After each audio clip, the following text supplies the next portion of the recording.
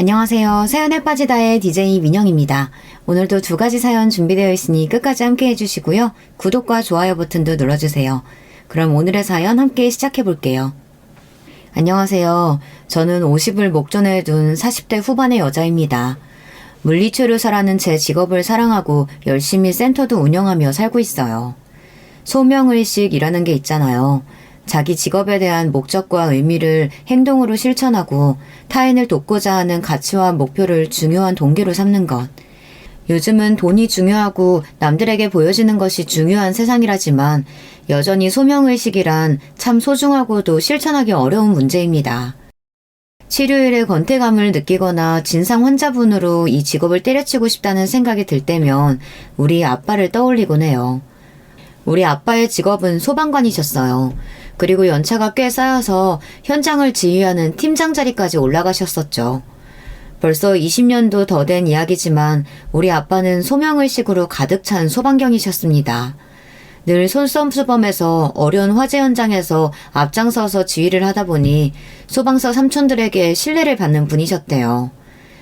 소방관의 표상처럼 희생정신이 강한 분이셔서 많은 존경을 받는 분이 바로 우리 아빠셨어요. 아빠는 또 우리 엄마랑 저를 유별나게 사랑하는 분이셨습니다. 전 언니다 동생 없이 외동으로 자라났지만 자상한 엄마와 든든한 아빠와 친구처럼 지내며 외로운 줄 몰랐어요. 엄마는 저를 낳고 나서 2번이나 유산을 해서 그 뒤로는 임신하지 않으셨대요. 제게 동생을 만들어주고 싶었는데 그게 안 돼서 미안하다고 말씀하셨지만 전 정말 좋은 부모님이 계셨기에 아무렇지 않았습니다.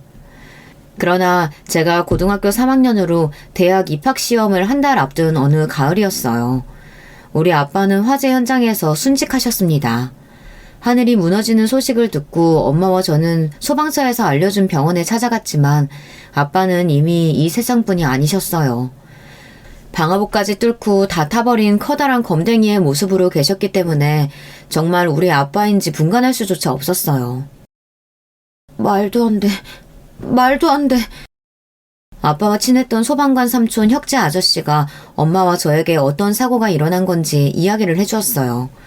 평소와 같이 화재 신고를 접수받고 출동한 삼촌들은 아빠의 지휘에 따라 각자의 위치에서 화재를 진압하기 위해 각자의 역할을 충실하게 하고 있었다고 해요.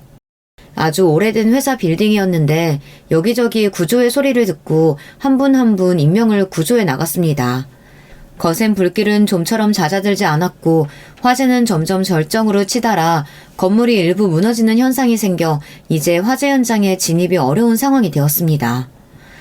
그때 우리 아빠는 아무래도 저기 사람 쉬는 소리가 들리는 것 같아. 저기만 갔다가 금방 나올게. 위험해서 만류하는 삼촌들을 뿌리치고 우리 아빠는 용감하게 다시 불길 속으로 사라지셨습니다. 걱정하면서 기다리는 사람들 앞에서 저기 겨우겨우 나오는 한 사람이 있었대요. 하지만 그 사람은 우리 아빠가 아니었습니다. 아빠가 쉬는 소리를 듣고 구조해낸 한 아저씨였어요. 이분은 아빠가 주신 수건으로 입을 막고 비틀거리며 겨우 화재 현장에서 나왔습니다. 괜찮으십니까?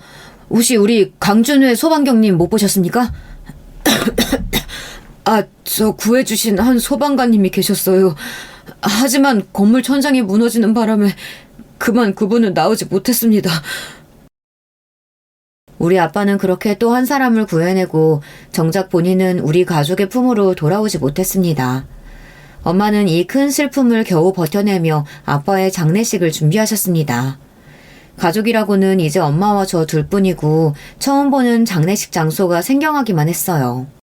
우리 모녀는 아빠를 잃은 슬픔만으로도 버티기 힘들었어요. 그렇지만 아빠는 친척분들과 거의 교류가 없이 사셨기 때문에 이런 일을 함께 해줄 가족이 없었어요. 첫날에는 소방관 삼촌 몇 분이 자기 일처럼 장례식을 도와주셨어요. 그리고 두 번째 날 썰렁한 장례식장에 처음 보는 아저씨가 다친 모습으로 들어와 아빠 영정사진을 한참이나 보고 우셨습니다. 그리고 우리 엄마에게 아주 정중하고 깊숙하게 인사를 하며 자신을 소개하셨습니다. 처음 뵙겠습니다. 저는 강준의 소방경님이 구해주신 마지막 사람이었습니다. 강소방경 덕분에 전 이렇게 목숨을 부지하게 되었어요. 너무 감사한 반면 가족분들께는 송구스럽게 그지없습니다. 이렇게 그 아저씨는 우셨고 저랑 엄마도 눈물이 터져버렸습니다. 아빠가 소방관이어서 전 너무 자랑스럽고 좋았지만 50살밖에 안 된 우리 아빠를 데려간 그 직업이 이제 미워졌습니다. 아이러니하게도 아빠는 돌아가시면서 우리 아빠에게 큰아빠를 유산처럼 남겨주셨습니다.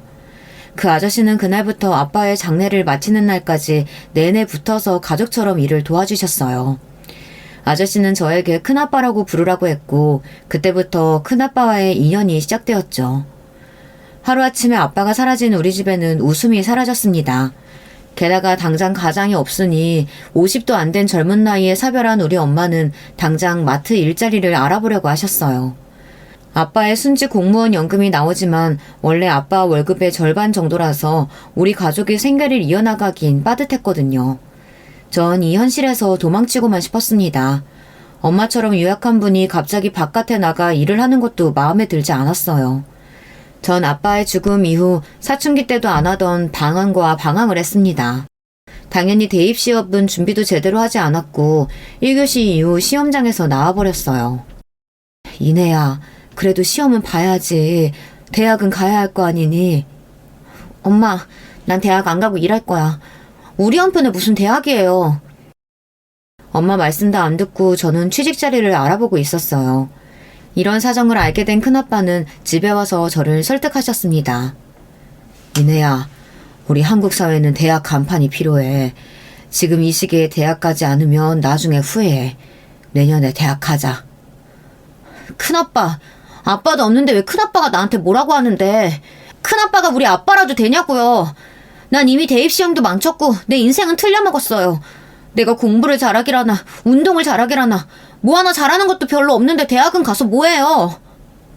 그래도 임마, 세상 살려면 대학 간판은 있어야지.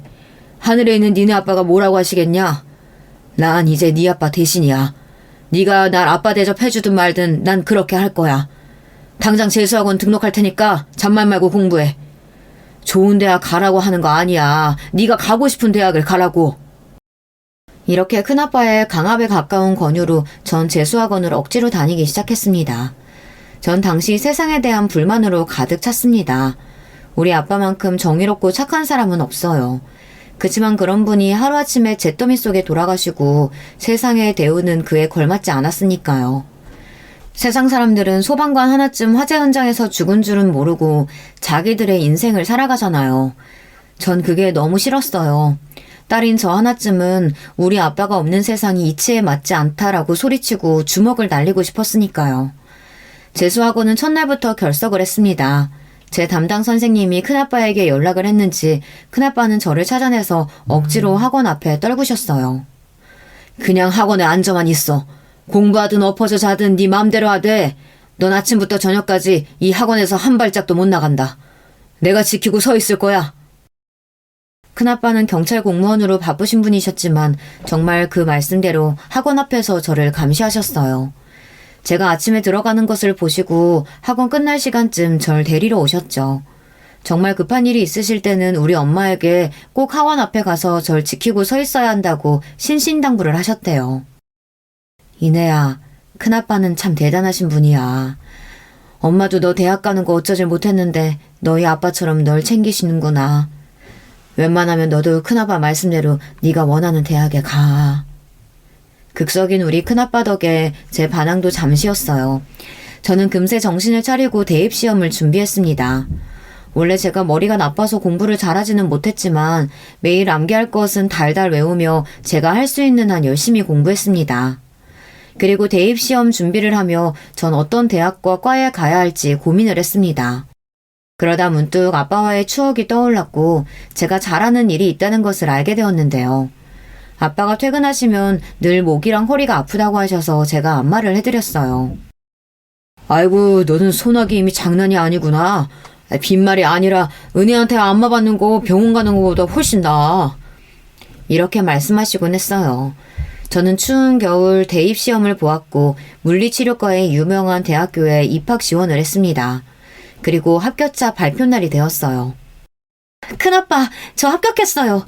전문대학 물리치료과인데 여기 졸업하고 자격증 따면 물리치료사도 될 수 있대요. 저 이제 사자 안마사 아니고 진짜 치료사 될 거예요. 기특한 녀석. 잘했다. 네가 안마를 좀 잘하냐? 그 기술 살려서 물리치료 사라. 진짜 근사한데? 이 큰아빠 다친데도 앞으로 네가 전담으로 치료해줘야 한다? 당연하죠. 큰아빠뿐이에요. 큰아빠네 식구들이며 친구들 모두 다 저한테 오시면 공짜로 물리치료 해드릴게요. 그런데 큰아빠 죄송해요. 제가 공부 잘했으면 일반 4년대 대학 가는 건데 그렇게 학원비도 내주시고 응원해주셨는데. 큰아빠네 자식 둘은 둘 다 명문대생이었거든요. 큰오빠는 고려대 법학과, 작은 언니는 서강대 경영학과에 다니고 있는데 그에 비하면 제 대학은 급이 낮았으니까요. 요요, 어린 것이 이상한 생각을 다 하네. 봐라, 니네 언니 오빠들은 명문대학 다니면 뭐하냐? 이 큰아빠는 효도 받는 거 없어. 매년 내는 등록금만 비쌀 뿐이야. 근데 우리 이내는 대학 졸업하면 나 무료로 물리치료 해준다면서? 이건 거의 을사조카 둔 거랑 같지.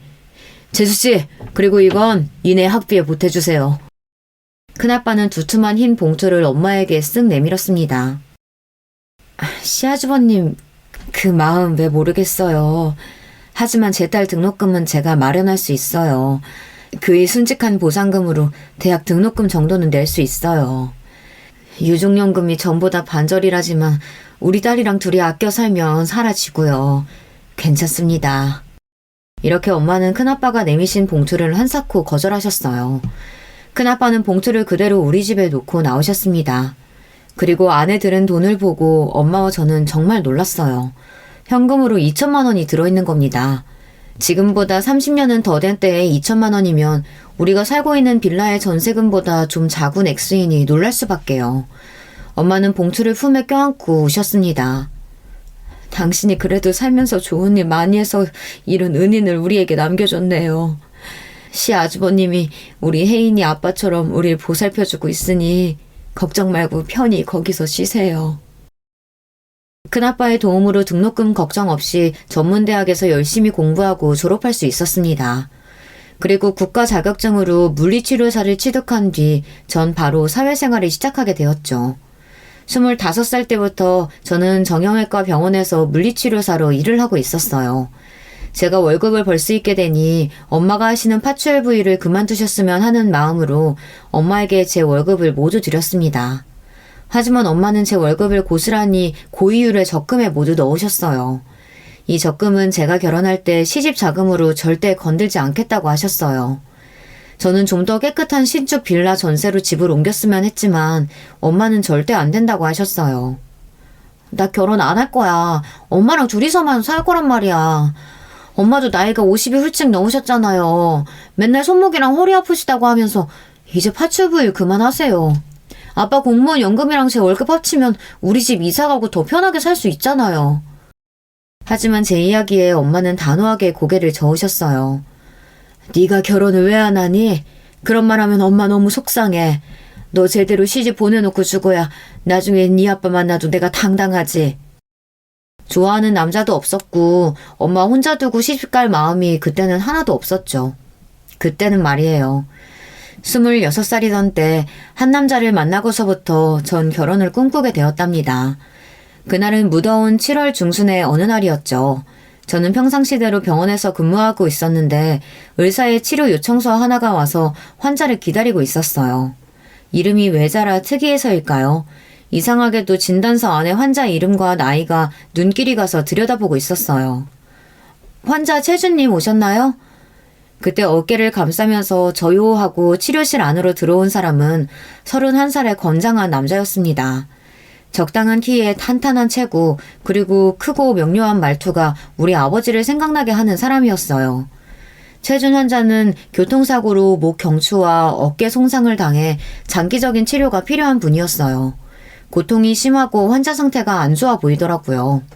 의사의 처방에 따라 온열 마사지 기계를 연결해주며 이야기를 했습니다. 이 기계는 다치신 부위의 통증을 완화하고 회복시키는 기능이 있습니다. 치료 끝나면 제가 다시 들어올게요. 네, 저 혹시 바쁘십니까? 네? 아니요, 다른 환자분은 지금 없으셔서요. 괜찮으시다면 여기 안에 같이 머물러 계시면 안 될까요? 제가 몇 시간 전에 교통사고를 당했는데 지금 긴장되고 떨리는 마음이 진정되질 않아서요. 혼자 이렇게 누워있기가 좀... 아, 그러시군요. 그럼 제가 여기에 앉아 있을게요. 좀 부끄러워하면서도 도움을 필요로 하는 환자분의 얘기에 전 치료받으시는 동안 이런저런 이야기를 하며 환자분 옆에 앉아 있었어요. 그리고 온열 치료가 끝나고 전기 치료를 위해 움직이면서 저의 가슴 부분이 환자분의 코를 스치게 되었습니다. 사실 저는 마른 몸에 가슴이 D컵으로 글래머러스한 체형으로 친구들 사이에서 유명했는데요. 이것 때문에 문 남성들로부터 대시도 참 많이 받았죠. 하지만 전 그런 시선이 좋지 않았어요. 저를 무슨 젖소 취급하면서 부럽다고 놀려대는 친구들도, 제 가슴에서 눈을 떼지 못하는 남자들의 시선도 모두 싫었습니다. 그저 창피하기만 해서 브래지어를 타이트하게 하고 그 위에 압박붕대를 두르고 옷을 입고 지냈었는데, 그때는 여름이라서 압박붕대를 못했어요. 환자분은 그 뒤로 얼굴을 붉히더니 저를 잘 쳐다보지도 못하고 있었습니다. 저도 괜히 부끄러워져서 얼른 치료가 끝마치기를 기다렸어요. 그날부터 약 2달 동안 최준 환자는 저에게 치료를 받았습니다. 심지어 저 말고 다른 한 물리치료사님이 계셨지만 기다렸다가 꼭 저에게 치료를 받았어요. 그리고 어느 날은 초콜릿, 어느 날은 커피, 어느 날은 핸드크림, 이런 식으로 저에게 맛있는 음식이나 작은 선물을 들고 왔어요. 저와 같이 일하던 8살 많은 물리치료사 언니는 저 봐라, 최준 환자 또 선물 주고 꼭 너한테만 치료받겠다지? 이게 무슨 뜻이겠어. 그 환자가 저에게 흑심이 있다면서 언니는 저를 놀려댔고 전 그게 부끄러웠지만 싫지 않았어요. 저도 점점 최준님이 좋아졌거든요. 그리고 치료를 받으면서 조금씩 최준님은 자기 이야기를 저에게 했어요. 저도 그분에게 제 이야기를 하며 친해졌습니다. 환자분이 완쾌되어 더 이상 병원에 오지 않아도 되었지만 우리는 이제 정식으로 연애를 하며 바깥에서 만남을 이어갔죠. 남자친구는 한양대 기계공학부를 졸업하고 큰 기계설비 회사를 다니는 사람이었어요. 눈에 총기가 가득하고 회사 사장 자리에까지 오르겠다는 야망으로 가득 찬 남자였죠. 실제로 회사 일을 진심으로 열심히 하더라고요. 그런 남자친구에 비해 저는 그저 그런 전문대를 졸업하고 해맑게 물리치료 일을 하고 있는 평범한 아가씨였습니다. 그런 저를 남자친구는 많이 좋아해 주었고 급기야 반지를 주며 제게 청혼을 하였어요. 전 너무 기쁜 나머지 그 자리에서 승낙을 했고 우리는 결혼하기 위해 양가 어른께 인사를 드리기로 했습니다. 하지만 시간이 지나도 남자친구 부모님이 도통 저를 찾지 않아서 어찌된 일인지 물어보았죠. 남자친구는 저에게 미안해하는 표정으로 엄마는 4년제 대학 졸업하셨고 학벌과 집안 배경이 좋은 여자를 내 아내로 맞았으면 좋겠다고 하시네. 아직은 우리 결혼 반대하시지만 내가 열심히 설득하고 있으니까 걱정하지 마. 속상했지만 현실은 그랬습니다. 저는 홀어머니의 전문대 졸업을 한 물리치료사일 뿐이니까요. 그 집에서 좋아하지 않을 수도 있겠죠. 하지만 저를 직접 만나보고 알게 되면 좋아하실 수도 있는데 제 학교 얘기만 듣고 어떤 사람인지를 알아보지도 않는다는 게 상처였습니다. 심지어 이분은 남자친구에게 그렇게 결혼하겠다면 너에게 물려줄 유산은 없다고 강경하게 나왔다고 합니다. 예비 시모가 저렇게 나오자 우리 엄마도 이 결혼을 걱정하기 시작했어요. 널 그렇게 반대하는 집안이랑 결혼 안 했으면 좋겠다. 네가 뭐가 아쉬워서 이런 수모를 당해야 하니? 조건이나 간판만 보고 사람 금 나누는 집안과 엮여서 좋을 게 없는 거야. 엄마의 이야기를 듣고 큰아빠도 저를 설득하기 위해 오셨어요. 저는 눈물을 흘리며 호소했죠. 큰아빠, 저도 다 큰 성인인데 제가 선택한 사랑을 할 수 있지 않겠어요? 하루라도 행복하고 눈물 안 나게 예쁜 사랑 할 수 있게 저 응원해 주셨으면 좋겠어요. 결국 큰아빠도 엄마도 제 굳은 의지에 결혼을 허락해 주셨어요. 그리고 남자친구도 오랫동안 설득한 끝에 시부에게서 결혼 승낙을 받아냈죠. 시모는 끝까지 결혼 승낙을 하지 않았지만 결혼식장에 참석하셨으니 허락하신 것으로 보였습니다. 우여곡절 끝에 결혼한 뒤 저는 시부모님을 모시고 남편과 결혼 생활을 시작하였습니다. 50대의 젊은 시모는 여간 깐깐한 분이지 않았어요. 그리고 툭하면 대학도 제대로 안 나온 네가 이런 걸 이해할 수 있겠니? 하며 제 전문대 출신을 꼭 걸고 넘어가셨죠. 그래서 전 좋아하는 남자와 함께 살게 되었지만 삶은 팍팍하고 외로웠습니다. 우리 남편은 워커홀릭답게 늘 회사 일만 생각하는 사람이었어요. 자기 부모, 특히 시모의 말씀에는 절대 복종하는 효자였던 거예요. 그 당시 병원에서 일하면서 일요일 하루만 쉴 수 있었고 무엇보다 임신을 하고 나면 따로 출산휴가를 받기 어려운 것이 현실이었어요. 그래서 첫 아이를 임신하고는 병원 일을 그만두게 되었습니다. 그리고 첫 아들을 낳고 연년생으로 뒤이어 딸을 낳아 남매를 키웠습니다. 그렇게 아이들이 학교에 입학할 때까지 시간이 어떻게 지났는지 모르게 정신없이 살았습니다. 힘든 시집살이에 아이들이 저에게 전부였을 만큼 너무 이쁘고 소중해서 힘을 내었어요. 그러던 중 함께 살던 시부가 돌아가시게 되었습니다. 급성 심근경색으로 새벽에 주무시다가 숨이 멎으셨는데 아침이 되어서야 발견하고 가족들은 급히 병원으로 모셨습니다. 시부는 이미 사망한 뒤였고 검시관님이 오셔서 급성 심근경색 양성을 받아 나왔다는 확인을 받고 시부의 장례식을 치르게 되었어요. 처음 결혼을 반대했었지만 함께 살면서 시부는 점차 저를 며느리로 인정해 주셨어요. 우리 아이를 낳은 날 병원에 오셔서 손주를 안아보시고는 며느라, 손주 낳느라 고생 많았다. 예전에 너가 시집 오는 거 반대했던 거 너희 시모가 하도 고집을 부려서 하는 수 없이 따라준 거야. 그때는 미안했다. 라고 말씀하시며 제 손을 잡아주셨어요. 우리 아빠도 시아버지도 왜 이렇게 일찍 하늘나라에 가버리는 걸까요? 아빠가 없는 저에게 점점 의지가 되는 시부는 또 다른 아빠와 같아 조금 마음의 위안이 되었어요. 그랬었는데 시부가 돌아가신 모습을 보고 전 한참을 통곡하며 울고 있었어요. 하지만 우리는 상주로서 장례식을 준비해야만 했습니다. 그때 시모가 저에게 와서 말했어요. 너 괜히 며느리랍시고 상주 자리 지킬 필요 없다. 너 출신이 좀 그래서 내가 친척들한테 대학 안 나온 건 얘기 못했으니까 그냥 음식이나 나르고 육개장이며 밥이며 떨어지지 않게 그거나 잘 챙겨. 자기 남편이 하루아침에 죽어서 너무 슬픈 나머지 경황이 없어야 할 때 시모는 또 제 대한 이야기를 들먹였습니다. 게다가 저는 음식 도우미 이모처럼 거기서 서빙이나 하라네요. 상주로서 지킬 자리도 제게 내어주지 않았어요. 정말 너무하지 않나요? 이미 식구도 된 저의 대학교가 시모는 그 정도로 부끄러운 걸까요? 시부를 잃은 슬픔은 이제 시모에 대한 원망과 제 신세에 대한 한탄으로 바뀌며 전 더 눈물을 참을 수 없었습니다. 회사 일로 바쁜 남편 말고는 이제 시댁에 시모만 남게 되겠죠. 3일 동안 저는 떳떳하게 상주 자리에 있지도 못하고 약간 뒤편에 서서 시부의 마지막 자리를 지키고 잘 보내드렸습니다.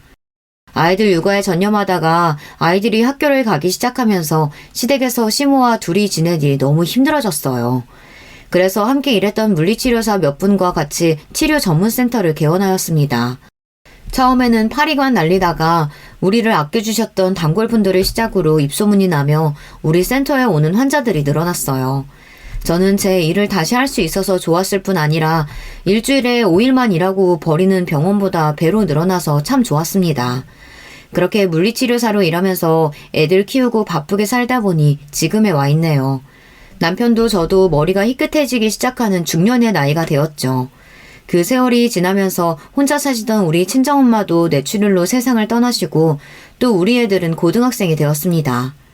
그러던 얼마 전 저는 경사스러운 소식을 접하게 됩니다. 우리 남편이 드디어 사장으로 승진한 거예요. 한 회사의 대표가 된 거죠. 저는 남편의 사장 취임을 축하하기 위해 청담동 수제 양복집에 남편을 데리고 가 몸에 치수를 재고 감색 이태리 고급 원단을 직접 골라 멋진 정장을 맞춰주었어요. 양복집을 나오면서 저는 드레스를 맞추겠다고 같이 가서 골라달라고 했습니다. 수제 양복이라 확실히 질이 좋군. 고마워. 그런데 당신까지 드레스를 맞춘다고? 당사자도 아닌데 당신이 그렇게 차려입을 필요가 있어? 하면서 남편은 회사에 다시 들어가 봐야 한다며 저를 두고 먼저 가버렸어요. 다정하지 못한 남편이 좀 서운했지만 뭐 하루 이틀 저렇게 차가운 남자도 아니니 그러려니 했습니다. 그래서 혼자 인근의 여성 드레스샵에 갔습니다. 사모님, 어떤 좋은 행사에 입으실 드레스 찾고 계실까요? 네, 남편이 이번에 CEO로 승진돼서 사장 취임식이 있답니다. 저는 흐뭇한 미소로 직원에게 이야기했죠. 어머, 정말 축하드려요. 사장님 사모님이시라면 제가 더 신경 써서 고급스러운 드레스 찾아드릴게요. 직원의 추천으로 몇 벌 입어보고 거울을 보니 기분이 너무 좋고 결혼식 때가 떠오르기도 했어요. 우아한 머메이드 라인이 예쁜 이브닝 드레스를 맞추고 백화점에 가서 아이들 입힐 정장을 2벌 샀습니다. 시몬은 이미 남편에게 거금을 타내서 알아서 옷을 맞추겠다고 신이 났었기 때문에 전 그쯤에서 마치고 집에 들어갔죠. 대망의 사장 취임식 날이 밝았습니다. 오후 1시 행사였지만 새벽부터 일어나서 목욕탕 가서 씻고 돌아와서 식구들 아침 먹이고 준비하느라 분주했습니다. 우아하게 올림머리를 미용실에서 하고 집에 돌아오니 시모도 미용실을 가려고 나가려던 참이었죠. 그런데 대뜸 저를 비웃듯이 보며 그러는 겁니다. 지금 너도 사장 취임식 하겠다고 나서는 거냐? 네, 그럼요. 어머님, 제가 남편의 정식 안 했는데 함께 가야죠, 당연히. 남편 수제형복 맞추면서 제 드레스도 빌렸어요. 뭐 드레스? 급도 안 되는 년이 거기가 어디라고 가? 야, 부인이 정식도 있고 첩이 있냐? 넌 본처라 당연히 가도 된다는 거야, 뭐야? 네가 본처면 뭐하냐? 대학도 못 나온 천한 것이 어딜 가겠다는 거야? 내 눈에 흙이 들어가기 전까진 절대 안 돼. 넌 집이나 지키고 있어. 하며 시모가 저에게 쌍욕을 하며 취임식에 못 가게 막았습니다. 아침부터 일어난 소동에 아이들도 나와서 할머니를 말렸습니다. 할머니, 우리 엄마한테 너무하세요. 아빠 취임식인데 우리 엄마가 왜 못 가요? 우리 엄마 싫어하시는 건 알지만 이건 아니잖아요. 맞아요, 할머니. 우리에게 엄마인데 당연히 아빠 옆자리에 계시는 게 맞죠. 듣기 싫어. 이놈의 자식들이 어디 위아래 없이 할머니한테 눈을 치켜뜨고 대들어. 우리 집은 뼈대에 있는 최씨 가문이야. 그런 공식적인 자리에 니들 엄마가 격이 맞길 해야 말이지. 다른 소리 필요 없어. 거기에 시장님도 오시고 온 회사 사람들이 모이는 자리인데 괜히 니네 엄마 출신 얘기 나오면 내 아들 앞길 막는다. 와, 할머니 진짜 말도 안 된다. 우리 엄마가 어때서 회사 사람들이 뭐라고 한다는 거예요? 아빠, 할머니 좀 말려봐요. 이제 억지까지 쓰세요.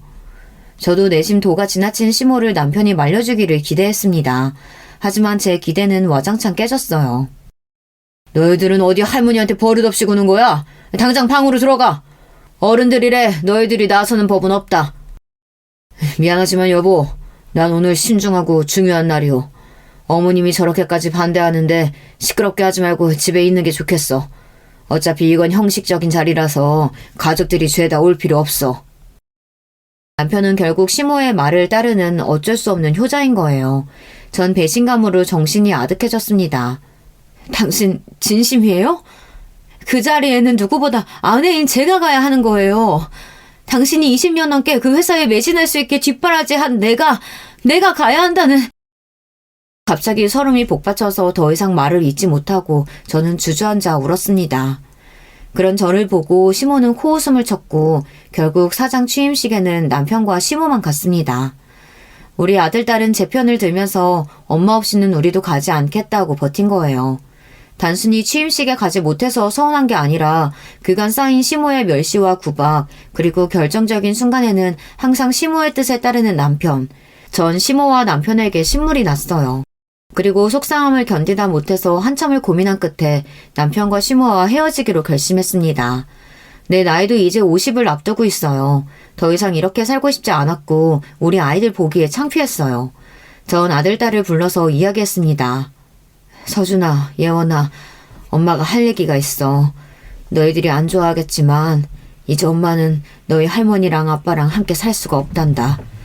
엄마도 엄마를 존중하면서 남은 인생 살기로 결정했어. 괜찮겠니? 엄마의 결정 따라줄 수 있을까? 엄마, 잘 생각했어. 난 전부터 엄마가 아빠랑 이혼했으면 했어. 엄마처럼 사는 여자가 어디 있어. 엄마를 보고 자란 내가 엄마처럼 결혼해서 살면 어떻겠어요? 당당하게 이혼하셔도 난 엄마 편이고 엄마를 응원할 거야.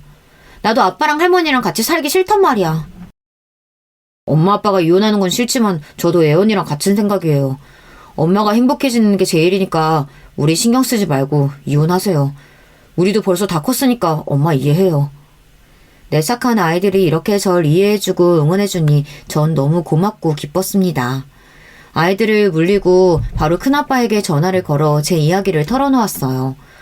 큰아빠가 걱정하실까봐 그동안 시모가 저에게 했던 일들과 남편은 절 지켜주지 않는다는 하소연을 큰아빠에게 한 적이 없었죠. 하지만 큰아빠는 제가 그간 겪은 일들에 대해 크게 당황하지 않고 묵묵히 긴 이야기를 들어주셨습니다. 큰아빠, 전 오늘로 이 집 나가서 남편과 이혼 준비할 거예요. 앞으로 단 하루도 못된 시모와 살지 않겠어요. 당연하지. 수서동 우리 집으로 오거라. 방 많으니까 아이들 데리고 와도 괜찮아. 그리고 단지 이혼만 하지 않을 거예요. 남편과 시모에게 복수할 거예요. 남편 사장 승진 취소시킬 방법이 없을까요? 물론이지. 그 자식들 내가 가만히 내버려둘 줄 알았냐? 내 모든 힘을 총동원해서 그놈 파멸시킬 거야. 니네 시모도 마찬가지고. 이 큰아빠가 모두 알아서 할 테니 걱정 말고 너는 당장 짐 싸서 여기로 오거라. 아이들은 당장 학교에 가야 하는 상황이라 함께 데려오기 힘들었어요. 그래서 저 혼자 짐을 싸서 큰아빠 집에 들어가 빈방 하나를 썼습니다. 큰아빠는 2년 전에 아내를 상처하셨기 때문에 혼자 50평대 넓은 아파트에서 지내고 계셨어요. 가끔 오빠랑 언니가 들려서 쓰는 방이 3개나 더 있었기 때문에 제가 지내기에도 부족함이 없었죠. 취임식 행사가 끝나고 집에 돌아온 남편은 제가 갑자기 집을 나오니 전화를 했지만 전 받고 싶지 않았습니다. 대신 문자 한 통을 보냈어요. 나는 남편 최준과 이혼하겠습니다. 그리고 그 집에는 들어가지 않을 테니 앞으로 이혼 준비나 협조하세요. 남편은 이제 막 사장이 된 내가 이혼으로 이력을 먹칠할 마음 없으니 당장 집에 들어와. 이렇게 문자를 보내고 계속 전화를 했습니다.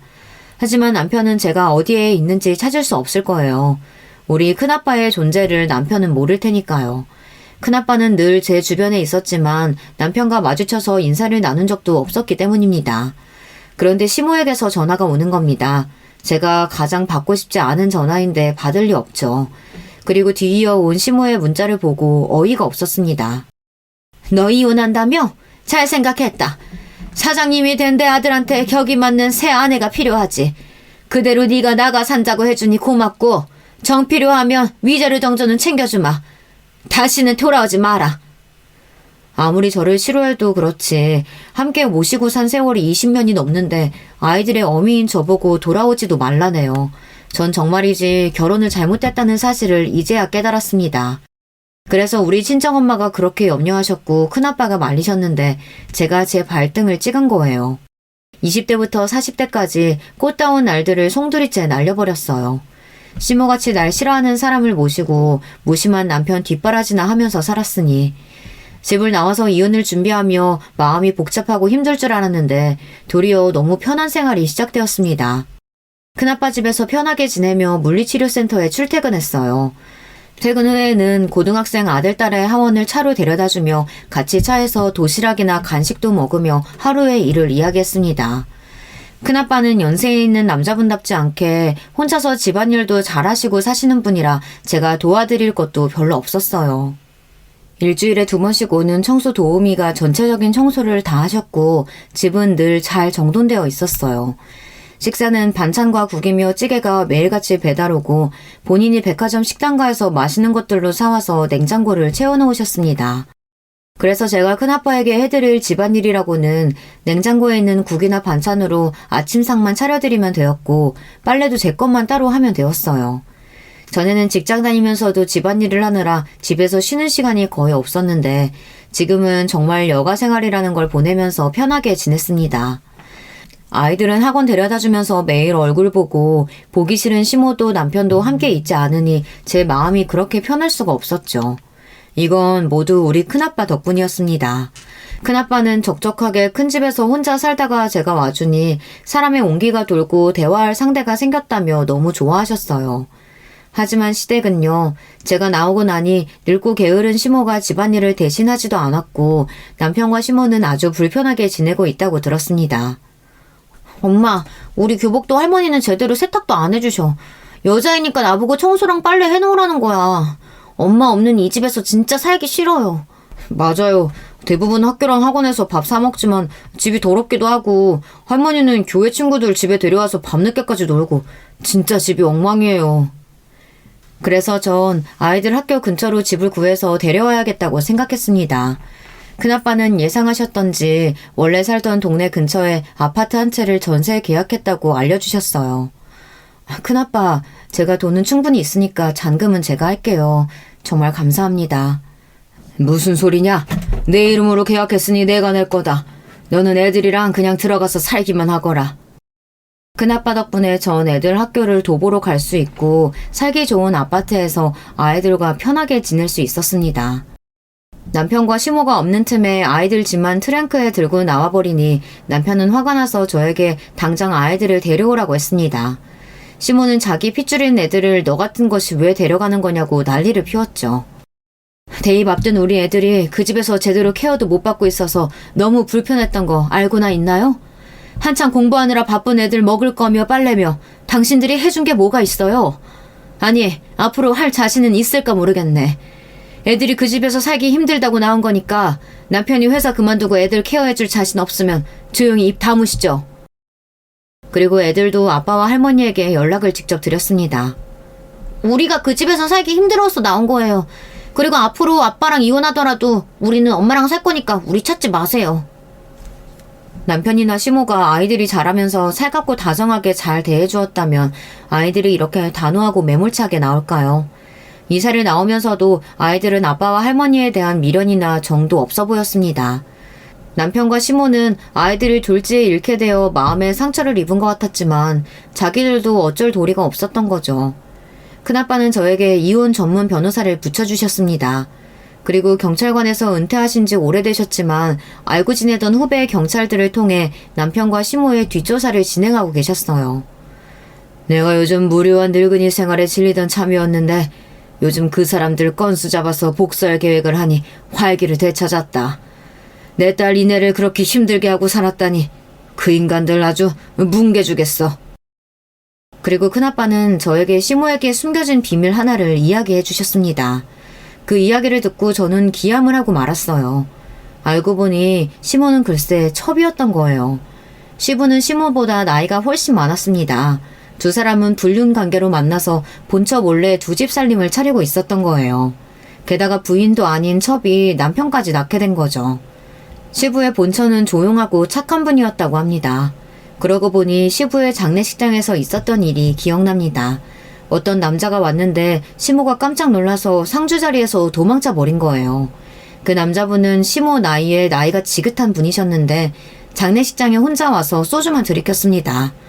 그 남자분은 시모 또래의 나이가 지긋한 분이셨는데 장례식장에 혼자 와서 소주만 들이켰습니다. 그러다가 취해서는 큰 소리로 그래 잘 갔다 이 나쁜 자식아. 우리 누나 마음고생 시키다가 먼저 죽이고 너도 가는구나. 더 일찍 병으로 고통받다가 죽지 그랬냐. 이러고 우는 겁니다. 하지만 시모도 남편도 그 누구도 그분에게 인사를 하거나 말리지도 못했어요. 지금 생각해보니 그분이 본처분의 남동생이었던 거죠. 본처였던 분이 돌아가시고 나서 시모는 호적에 자기 이름을 올리고 원래 정실 부인이었던 양 거짓으로 살아온 겁니다.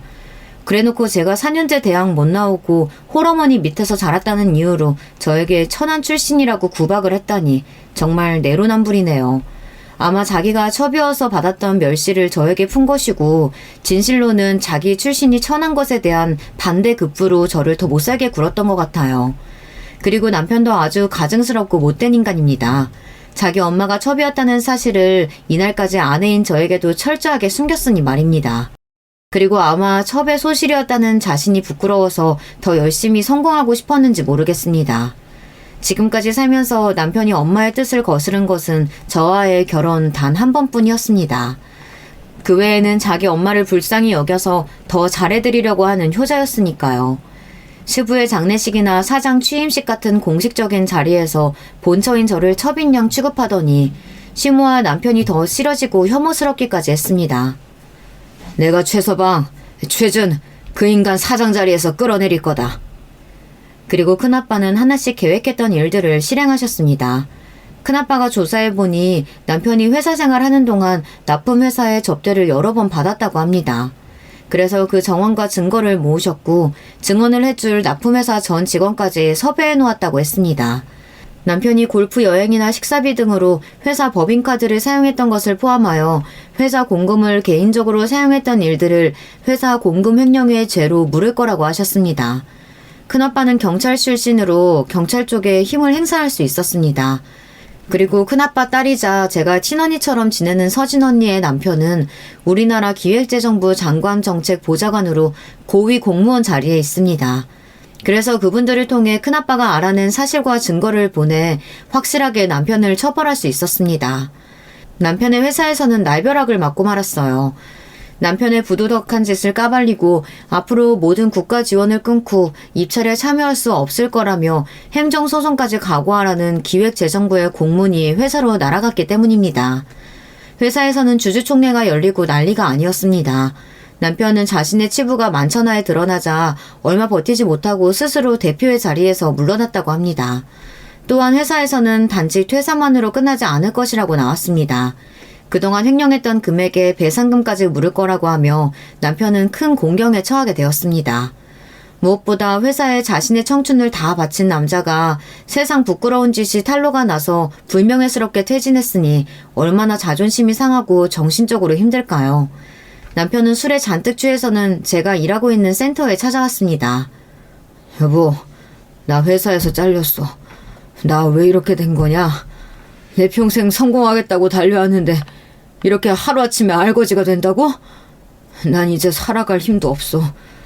내 전부였던 회사는커녕 이제 어디 번듯한 곳에 취직도 못할 거야. 그리고 아내와 아이들은 날 떠났고 하는 일 없이 나만 달달 볶아대는 엄마와 집에 있지. 나한테 이내 너는 내 안식처였어. 그러니까 엄마 반대해도 너랑 결혼했지. 애들과 같이 돌아주면 안 되겠니? 앞으로 너한테 잘할게. 당신의 사과도 후회도 이제는 너무 늦었어. 게다가 당신은 이제 어디 갈 회사도 돈도 없는 나이 든 남자에 불과한데 내가 왜 그런 당신을 걷어먹이겠어? 내가 첩출신인 당신 엄마한테 그렇게 수모를 당할 때에도 당신은 한 번도 날 도와주지 않았어.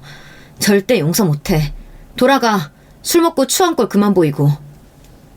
제 냉정한 태도에 남편은 크게 상처 입고 돌아갔습니다. 남편에 대한 큰아빠의 복수는 성공이었어요. 이제 진짜 복수해야 할 대상은 아직 남아있다. 너희 시모. 너희 시모가 교회랑 자기 대학 동창 모임을 그렇게 중요시 한다고 했지? 큰아빠는 자신의 계획을 떠올리며 고소하다는 듯이 웃으셨습니다. 시모는 자기가 4년제 대학을 나왔다는 자랑을 사는 내내 저한테 해대셨어요. 그리고 교회에서 권사로 지내면서 교회 사람들과 대학 동창 모임을 잘 챙기던 사람이었습니다. 큰아빠는 어떻게 소문을 퍼뜨린 것인지 시모의 교회와 대학교에 시모의 민낯을 공개했습니다. 바로 유부남을 꼬셔낸 불륜녀였고 그의 아들까지 낳아 키웠다고요.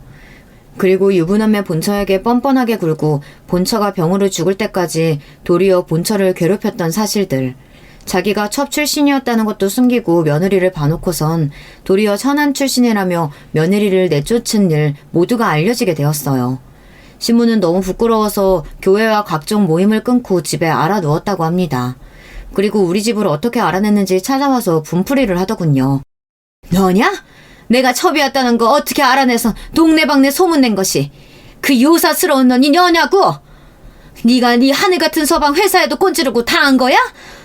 아니 어떻게 우리 아들이 하루아침에 회사에서 쫓겨나게 됐냐고? 목소리 낮추세요. 남의 집에서 이게 무슨 횡패예요? 난 이제 당신 며느리 아니고 이 집은 엄연히 우리 큰아빠가 해주신 우리 집이에요. 맞아요.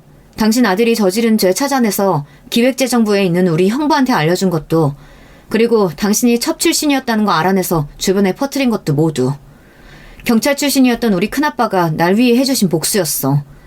가증스러운 인간 같으니 자기는 첩이고 남편은 첩 자식이었던 주제에 나를 업신여겨? 진짜 천한 것들은 당신과 당신 아들이었어. 이렇게 시모에게 해대니 처음으로 속이 아주 후련해졌습니다. 아니, 뭐라고? 너한테 큰아빠가 어딨어? 형부가 어딨고? 우리 아빠는 자랑스러운 소방관이셨고 우리 아빠 덕에 목숨을 구한 분이 바로 우리 큰아빠세요. 그리고 큰아빠가 나를 뒤에서 지켜주고 계셨는데 당신은 그런 것도 모르고 날 무시하고 마음대로 대했지. 내가 아빠도 없고 엄마도 나중에 돌아가셨다고 힘없는 여자라고 생각해서. 이제 앞으로 남은 인생 당신을 상대해줄 사람도 없으니 굴욕적이고 외롭게 살아보시라고요. 제 얘기에 시모는 발근해서는 집안의 물건들을 던지며 악다구니를 썼습니다. 그렇게 겉으로만 고상 떨던 시모는 자기 본색을 드러내었죠. 첩출심다운 행동이지 않을 수 없었어요.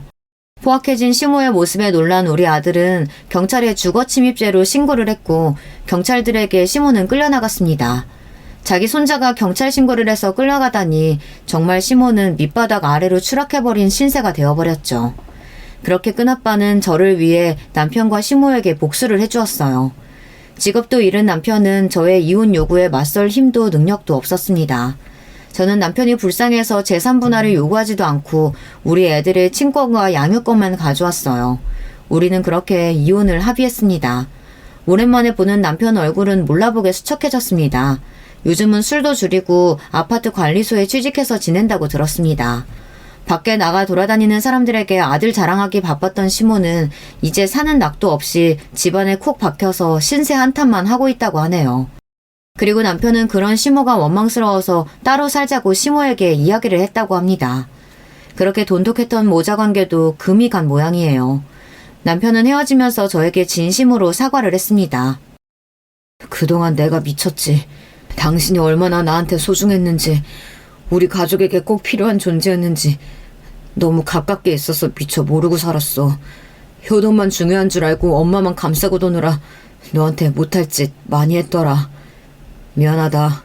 너를 더 이상 붙잡을 수 없는 건 난 이제 능력도 없는 놈이고 너무 미안해서야. 이제 나를 떠나서 잘 살았으면 좋겠다. 양육권은 없지만 애들은 자유롭게 만날 수 있겠지? 아직은 애들이 날 멀리하고 싫어하는 것 같지만 애들한테도 이제 잘해보려고.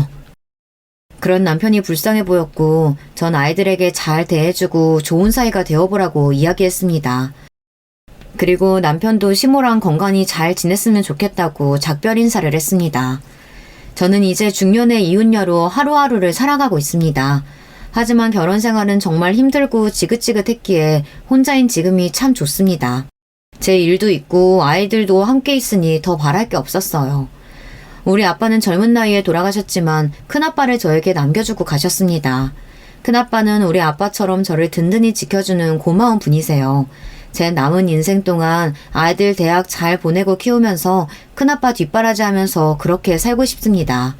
큰아빠도 나이가 어느덧 80을 바라보고 계시고 당뇨와 혈압 그리고 허리 디스크까지 지병을 갖고 계시거든요. 큰아빠 집에 주말이면 가서 서진 언니랑 셋이서 맛있는 외식도 하고 나들이도 하면서 그렇게 지내고 있습니다.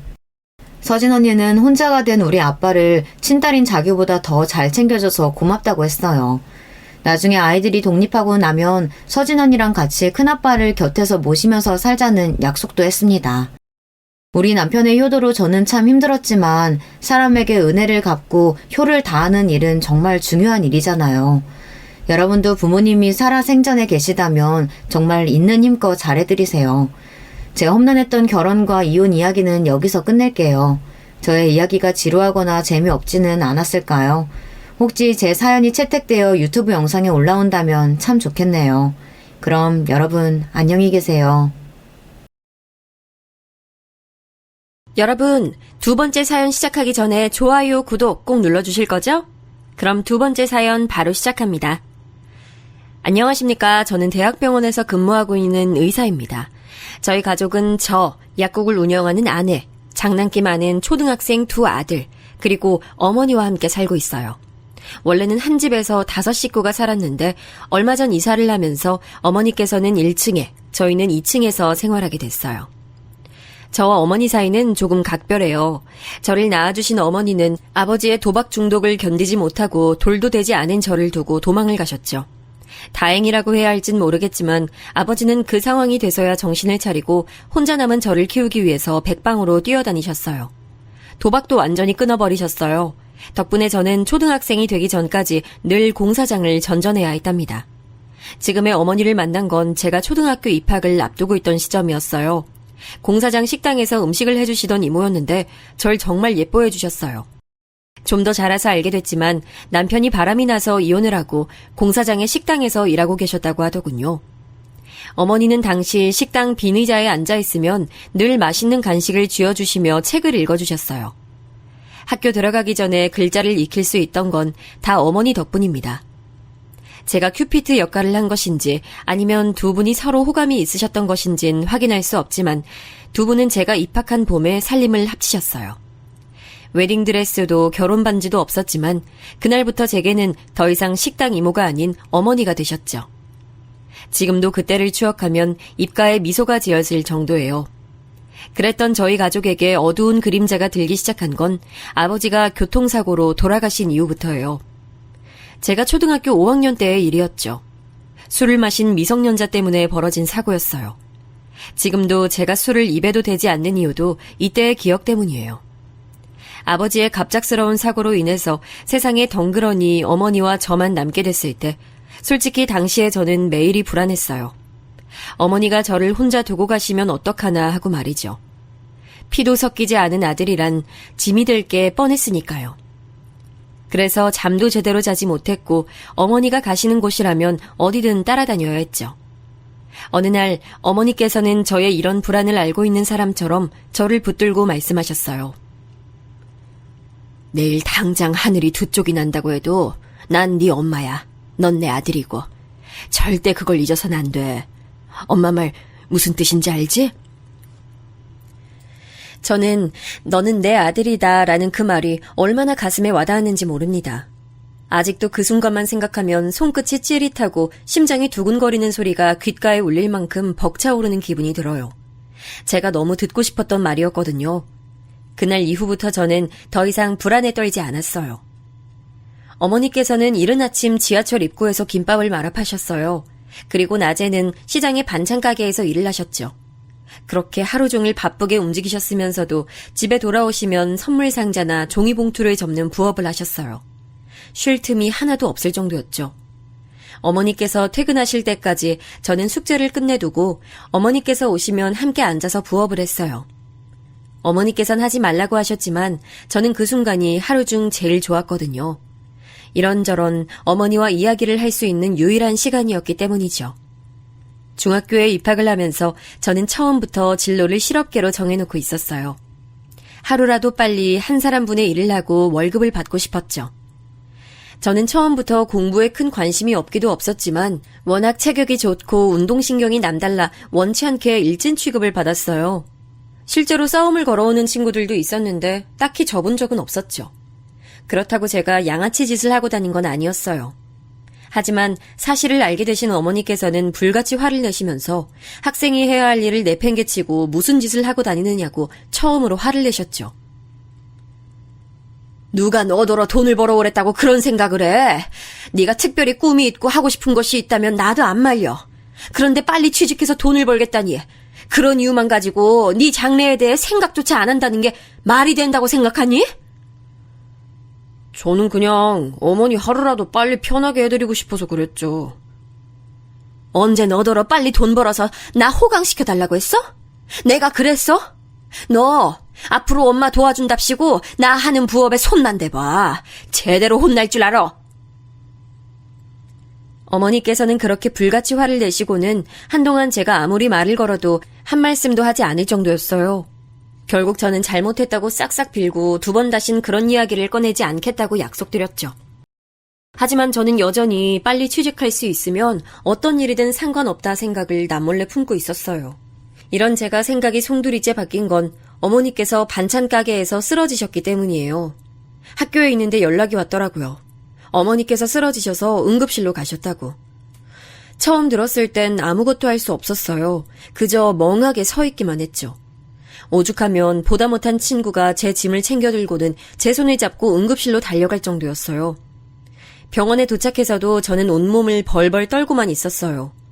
어지럼증 때문에 쓰러지셨다고 하는데 다행스럽게도 가게에 의사가 계셔서 급하게 응급처치를 하고 병원으로 이송될 수 있었다고 하더라고요. 그날 이후로 저는 꼭 의사가 되겠다는 꿈을 가지게 됐어요. 갑자기 공부를 시작한 저는 부족한 기초를 친구들에게 물어가며 미친 듯이 집중해서 성적을 올리기 시작했어요. 의대를 목표로 죽어라 공부를 했죠. 머리가 나쁜 편은 아니었는지 성적은 점점 올라가더군요. 학교 선생님과 친구들이 많이 놀라긴 했지만 무엇보다도 어머니께서 가장 놀라워하셨어요. 그리고 동네에서 지인들을 만나면 제 자랑을 그렇게 하셨다고 하더라고요. 그 이야기를 듣고 나니 더 열심히 해야겠다는 생각이 들었습니다. 저의 원동력이 된 건 저를 자랑스러워하시는 어머니의 웃는 얼굴이었어요. 저는 다행스럽게도 한 번 만에 의대에 붙었습니다. 대학 합격 통지서가 나온 날은 아직도 선명하게 기억하고 있어요. 어머니께서 한참을 우셨거든요.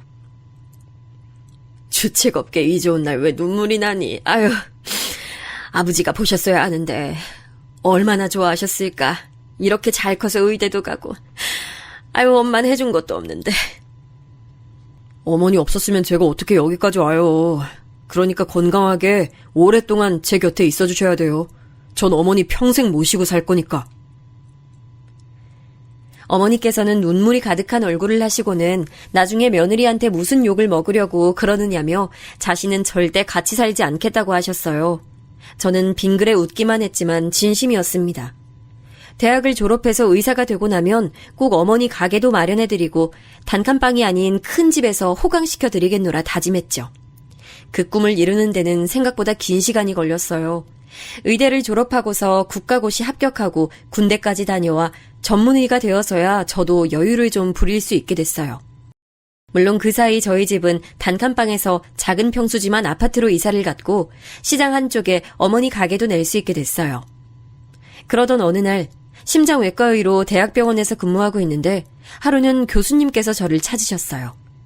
자랑을 좀 하자면 저는 동기들이나 선배들에 비해 수술 실력만큼은 좋아서 평소 저를 예뻐해 주시는 교수님들이 많이 계셨죠.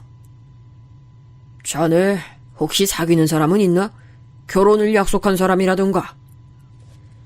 아니요, 없습니다. 결혼할 생각도 없지만 아직 배울 것들이 많아서요. 교수님께서는 잘 됐다고 하시면서 제게 자신의 딸을 한번 만나보겠냐고 말씀하셨습니다. 저는 갑작스러운 이야기에 당황스러웠어요.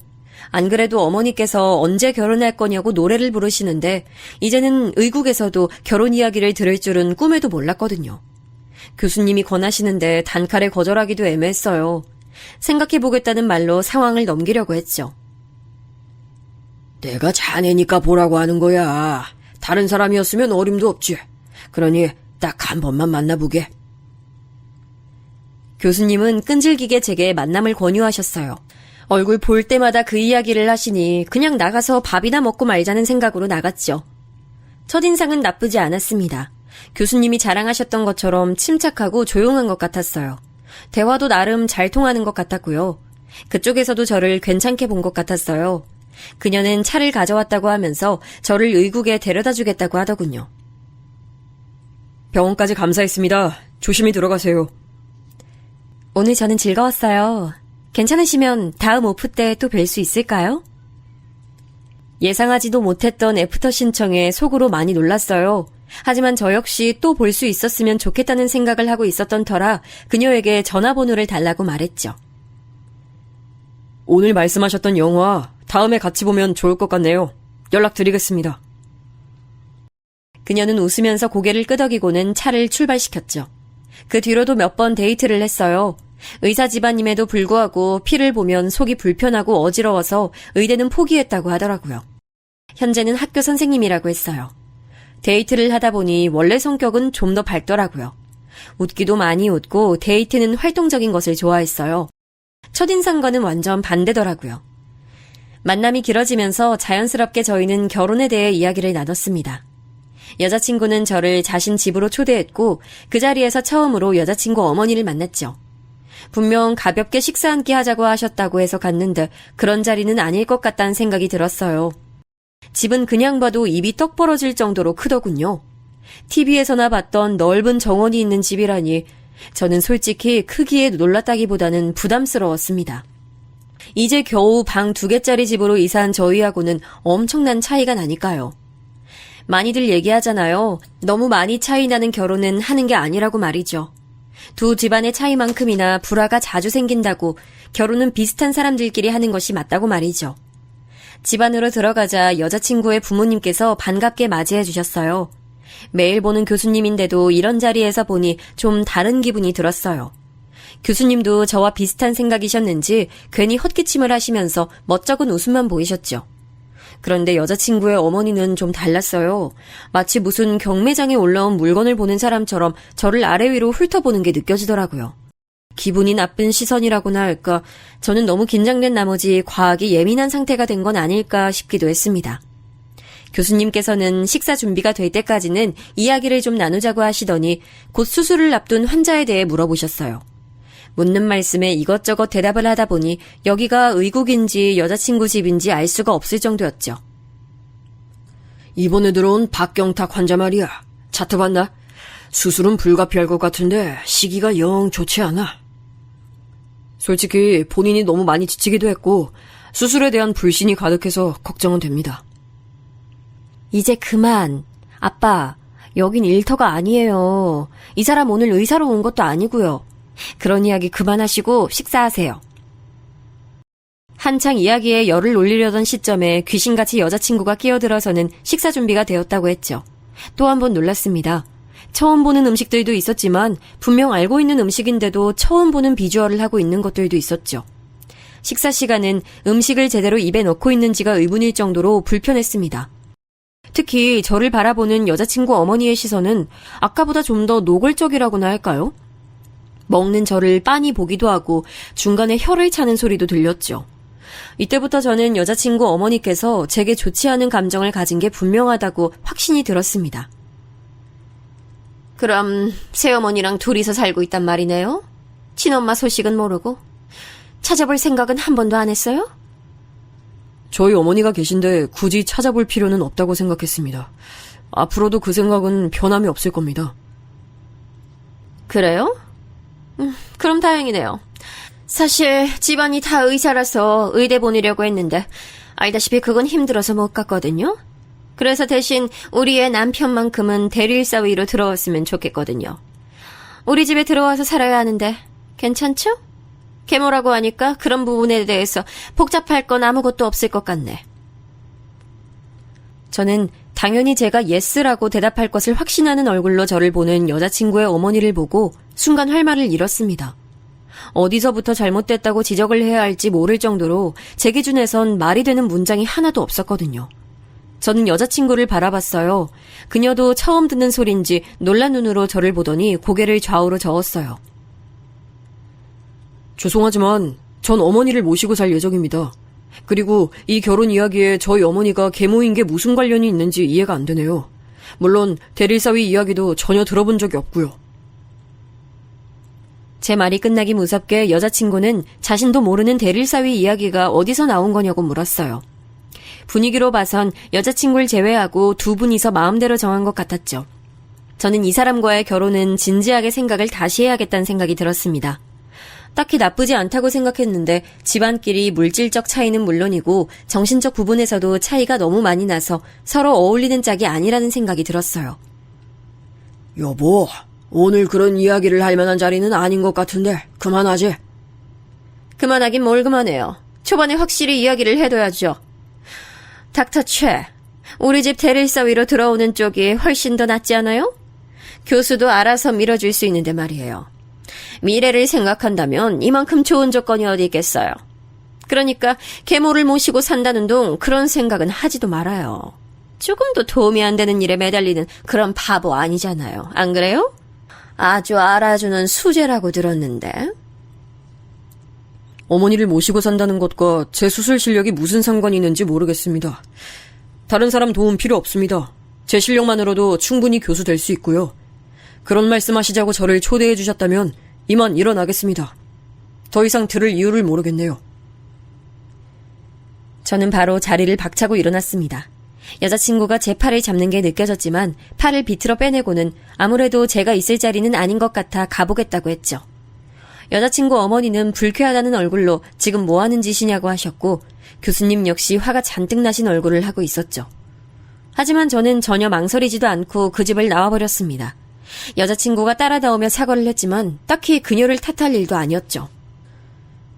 당신한테 전혀 화나지 않았어요. 당신 잘못도 아니고 이건 그냥 생각의 차이로 해두죠. 아무래도 우린 결혼 상대로는 서로 아닌 것 같네요. 여자친구는 자신이 해결할 수 있다며 잠시만 기다려달라고 했지만 저는 대답 없이 돌아섰습니다.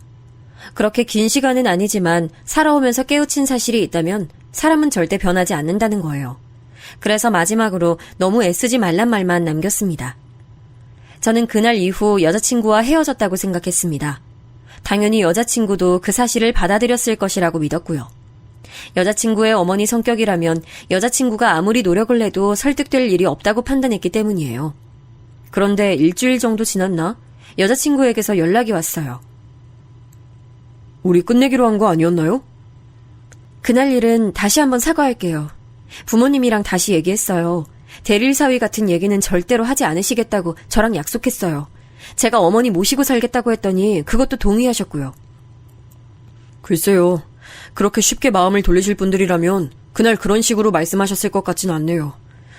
우린 달라도 너무 달라요. 그러니까 여기서 끝내요.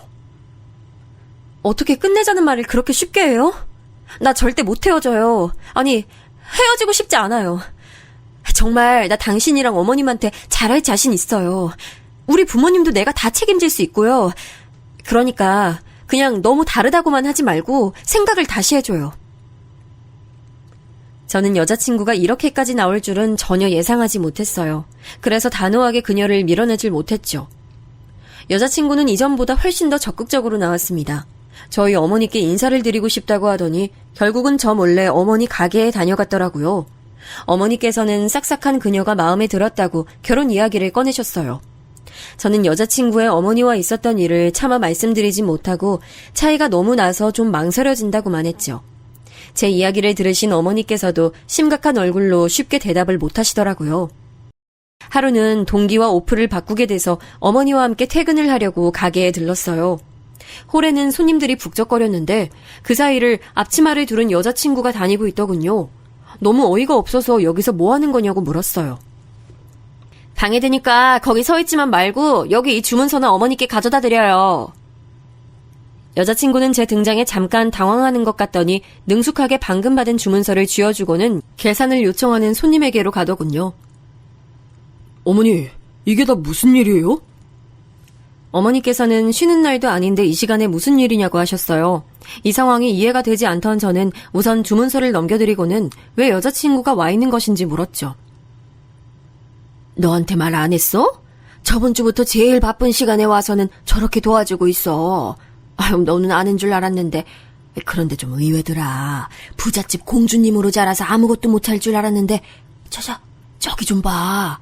아유, 얼마나 손이 빠르고 야무진지 볼 때마다 놀랍다니까. 어머니 말씀에 여자친구를 바라보던 저도 크게 다르지 않았어요. 너무나도 생소한 모습에 적응이 잘 되지 않을 정도였죠. 손님이 빠져나가고 여자친구는 집에 가봐야겠다고 말했어요. 저는 어머니께 데려다주고 오겠다고 했죠. 의외네요, 아주. 이런 일 처음 해봤을 텐데 저보다도 더 잘하시고. 할만하던데요? 재밌기도 하고. 어머님 음식 솜씨가 정말 좋으시잖아요.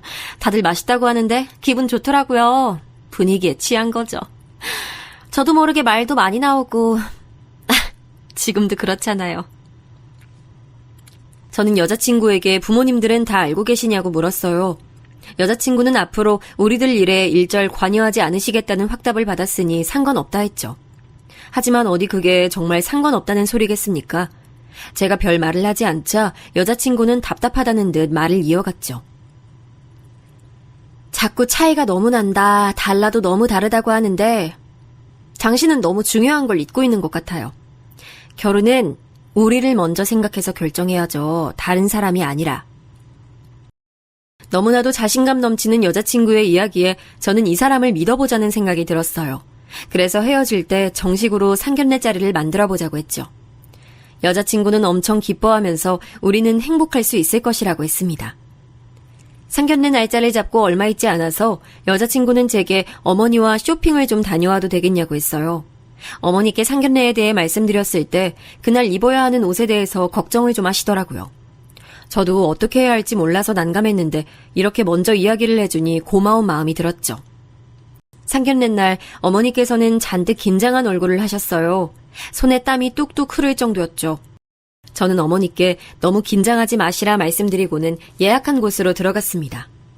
여자친구와 그녀의 부모님은 벌써 와 계셨어요. 일찍 도착을 했다고 하시면서 어머니께 정중히 인사를 하시더군요. 저는 여자친구의 어머님을 바라봤습니다. 어떤 생각을 하시는지 전혀 모를 얼굴로 처음 뵙는다고 말씀하셨죠. 음식을 먹으면서 가벼운 대화가 오갔습니다. 주로 이야기를 하는 쪽은 교수님과 저였죠. 중간중간 저희 어머니와 여자친구도 이야기에 참여했고요. 하지만 여자친구의 어머니는 추임새를 넣는 것이 전부일 뿐 한마디도 하지 않으셨죠. 저는 슬슬 뭔가 불안한 기분이 들었습니다. 아드님을 참 잘 키우셨어요. 수술 실력이 엄청 뛰어나다고 교수님들 칭찬이 자자하더라고요. 아주 뿌듯하시겠어요? 제가 뭘 한 게 있겠어요. 혼자 잘 커줘서 고맙죠. 저는 우리 아들이 자랑스럽지 않은 순간이 키우면서 단 한 번도 없었거든요. 어머니께선 기특하다는 얼굴로 저를 바라보시면서 제 손을 잡아주셨어요. 몽글몽글한 기분이 들었지만 이 기분이 나쁘지 않았어요. 그때였어요. 충분히 그러실 수 있죠. 겨우 김밥이나 말 줄 아시는데 아드님 잘하는데 무슨 도움이 되셨겠어요. 앞길이나 안 막으면 다행이지. 아이 정말이지 아무리 배운 것 없이 사셨다고 해도 그렇지. 아유. 여자친구 어머니 말씀에 상견례장은 삽시간에 얼어붙었죠. 어머니께서는 본인이 무슨 소리를 들었는지 모르겠다는 표정을 하셨고 교수님은 경악하시면서 여자친구 어머니의 팔을 거칠게 잡으면서 조용히 하라고 하셨죠. 저는 얼굴에 열이 올라왔어요. 여자친구 어머니는 아랑곳하지 않으셨어요. 그렇잖아요. 아니 자기 고생했다고 이제 대접 좀 받고 싶으신 모양인데 그렇게 나오시면 아드님 앞길만 막는 거예요. 대릴사위로 저희 집에 보내시면 저희 집에서 어련히 알아서 챙겨드릴까. 혹시 친아들도 아니라고 들었는데 그래서 이렇게 앞길을 사사건건 막으려고 하시는 거예요? 어머니께서는 여자친구 어머니 말이 이어질수록 고개도 들지 못하고 가만히 계셨어요. 그런 모습을 보고 있자니 온몸이 떨렸죠. 제 속에선 화산이 수없이도 터졌고 머릿속은 엉망이 됐어요. 여자친구가 억지로 그녀의 어머니를 밖으로 끌어내려는 게 보였어요. 여자친구 어머니는 오히려 그런 여자친구에게 바보 같은 짓 하지 말라고 다그치셨죠. 이 바보 같은 거 사. 네가 무슨 시집살이를 한다고 그래. 내가 널 어떻게 키웠는데. 그리고 내가 무슨 틀린 말 했어? 아우 이것 좀 놔. 아직 엄마 말 다 안 끝났어.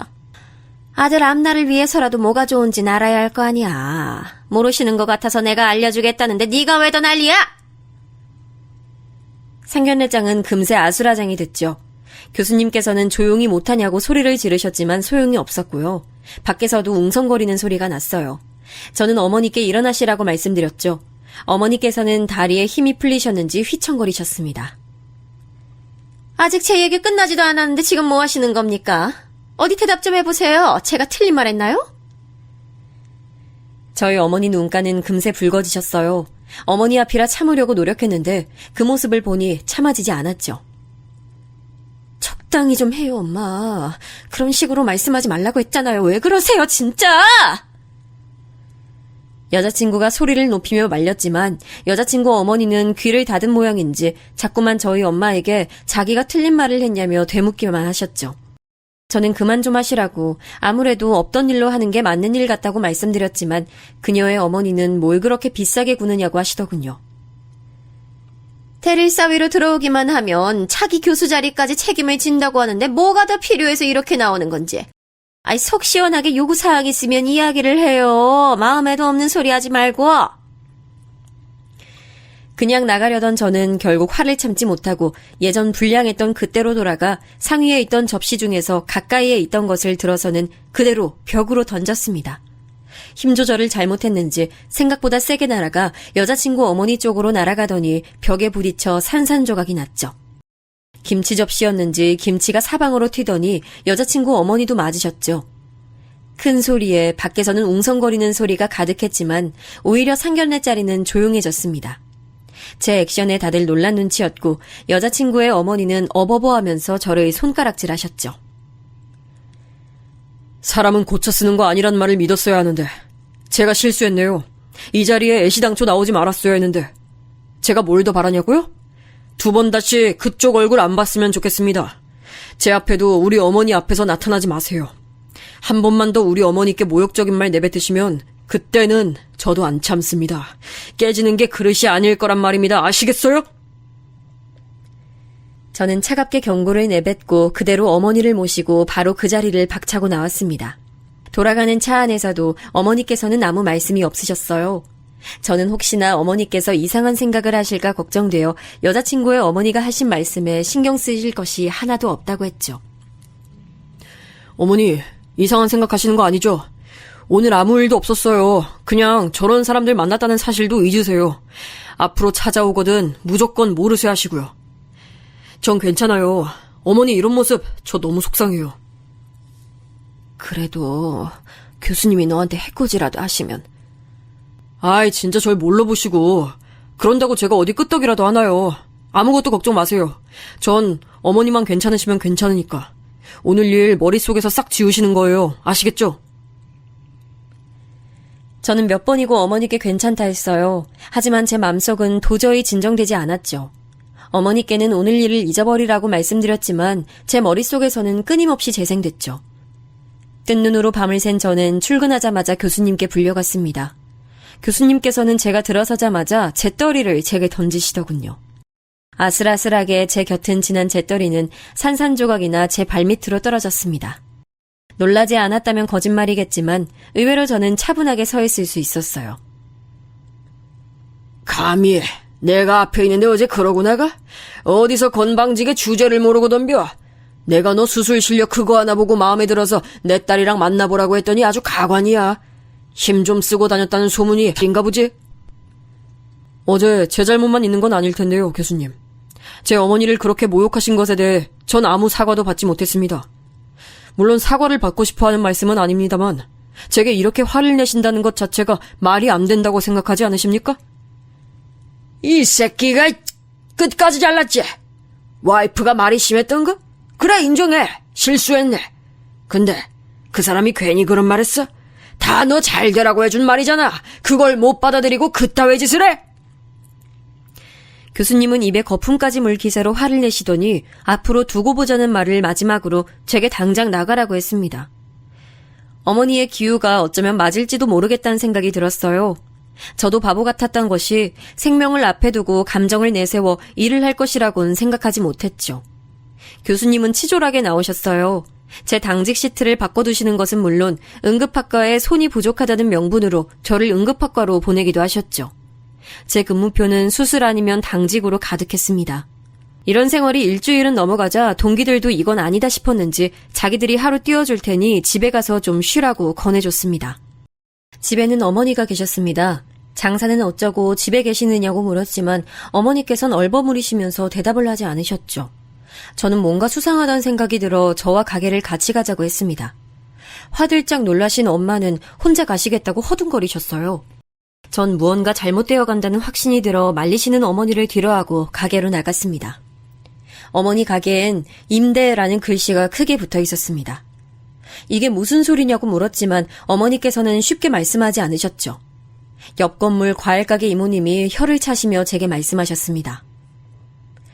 아니, 무슨 갑자기 이 건물 주인이 바뀌었다고 하더니만 언니네 가게 당장 빼라고 난리도 아니었잖아. 아유, 게다가 무슨 계약 기간이 얼마 안 남았다며? 재계약 안 한다고 당장 나가라고 아주 뭐 그런 인간들이 다 있나. 아유, 말은 들어보지도 않고. 아유, 그나저나 언니는 왜 거기서 말도 못하고 있었어? 뭐라고 따지던가. 건물주가 그 지랄을 하는데 한마디도 안 하고. 저는 혹시나 하는 생각이 머릿속을 스치고 지나갔습니다.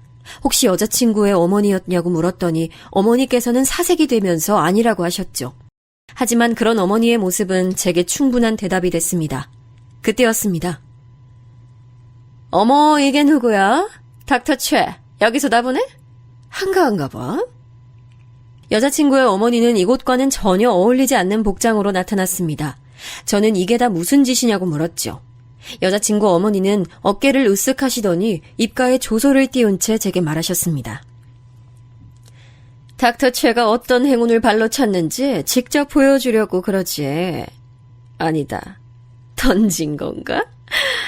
하여튼 이번 기회에 주제도 좀 가르쳐주고 그렇게 자랑하는 수술 실력 따위가 무슨 소용이 있는지 직접 겪어보라고. 그래야 정신을 차릴 거 아니야. 안 그래? 모든 일이 다 마음대로 될 줄 아신다면 아직 저에 대해서 잘 모르시는 겁니다. 제가 어떤 놈인지 두고두고 기억하게 만들어드리죠. 여자친구의 어머니는 제 경고에도 비웃기만 하더니 가게 빨리 정리하라는 말만 남기고 가버렸습니다. 우선 저는 어머니께 새 자리를 알아볼 때까지 좀 쉬셨으면 좋겠다고 말씀드렸어요. 어머니께서는 혹시나 제가 위험한 행동이라도 하려는 건 아닌가 싶으셨는지 불안한 눈빛이셨지만 저는 다 좋아질 것이라 말씀드렸죠. 저는 우선 친구놈 중 하나를 찾아 법적으로 문제가 있는 건 아닌가부터 확인을 했지만 뾰족한 수가 있진 않았어요. 무엇보다도 곧 계약이 종료될 시점이기 때문에 어쩔 수 없다고 하더군요. 다시 돌아왔을 때 저는 전혀 다른 상황을 맞이했습니다. 사람들이 저를 보면서 수군거리더군요. 저는 무슨 일이 있었냐고 물었지만 다들 쉬쉬하면서 자리만 피했습니다. 동기들도 마찬가지였고요. 그러던 와중 간호사 선생님들께서 나누는 이야기를 우연히 듣게 됐어요. 최쌤 얘기 들었어요? 이번에 지방으로 가신다면서요? 그럼 그 많은 수술을 누가 해요? 내 말이 최쌤처럼 신속 정확하게 하시는 분이 어딨다고 그런 분을 지방으로 보낸다는 거야. 이번에 한 교수님 딸이랑 파토나서 그렇다던데. 결혼하는 줄 알았는데 얼마 전에 파혼했대요. 간호사들은 지금 시대가 어느 때인데 그걸로 사람을 보내느냐 너무하다 등등의 이야기를 신나게 하고 있었습니다. 조용히 듣고 있던 저는 차라리 병원을 그만둘까도 생각했어요. 이렇게 불합리한 대우를 받느니 제게 컨택해오던 다른 병원으로 옮기는 게 더 낫지 않을까 싶었죠. 하지만 한편으론 이렇게 옮긴다 한들 과연 나아질 수 있을까 싶기도 했어요. 저의 지방 발령에 대한 소문은 점점 구체화되기 시작했어요. 그에 맞춰 교수님의 괴롭힘은 더 심해졌죠. 엎친 데 덮친 격으로 어머니 가게도 좀처럼 구해지지 않았어요. 괜찮은 곳이다 싶으면 터무니없는 값을 부르더군요. 심지어 계약 직전에 갑자기 계약 내용을 바꿔버리는 것도 있었고요. 이런 일이 반복되자 저도 더 이상은 정직하고 정상적인 방법으로는 상대할 수 없다는 생각이 들었어요. 저는 중학교 시절 어울려 다녔던 친구에게 연락해 정보를 좀 구할 수 없겠냐고 물었죠. 흥신소를 하고 있는 친구는 어렵지도 않다고 말하며 교수와 여자친구 어머니의 속옷 색깔까지도 알아와 주겠다고 했죠. 저는 친구의 연락을 기다리면서 의국에서 돌고 있던 소문 하나에 대해 알아보기 시작했어요. 교수님께서 본인의 수술을 대신 시킨단 말이 있더라고요. 예전에 저도 경험은 있었거든요.